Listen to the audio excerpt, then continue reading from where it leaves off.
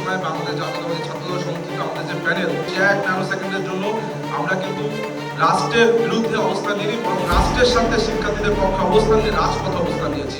জাতীয় নির্বাচনের আর 1 মাসেরও কম সময় বাকি। ঠিক এই গুরুত্বপূর্ণ সময়ে জামায়াতে ইসলামের বিরুদ্ধে প্রচারণামূলক জনসংযোগের অভিযোগ তুলেছেন ঢাকা বিশ্ববিদ্যালয়ের ছাত্রদলের নেতা তানভীর বারী হামিম। তার অভিযোগ, শ্রমজীবী ও নিম্ন আয়ের মানুষের দারিদ্র্যকে পুঁজি করে অর্থের বিনিময়ে ভোট প্রভাবিত করার চেষ্টা চালাচ্ছে জামায়াত।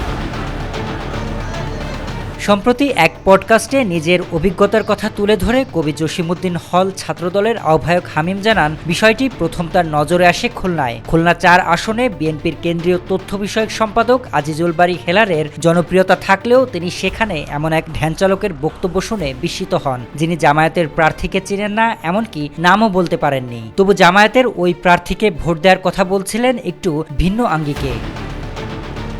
হামিমের ভাষ্য অনুযায়ী পরে ঢাকায় এসে একই ধরনের তথ্য পান তিনি। খুলনায় কয়রা এলাকার এক রিকশাচালক, যিনি আগে বিএনপি করতেন, তিনি তাকে ফোন করে জানান, এক ব্যক্তি রিকশায় উঠে দৈনিক আয় ও ভাড়ার কথা জিজ্ঞেস করে অতিরিক্ত টাকা দেওয়ার প্রস্তাব দেন।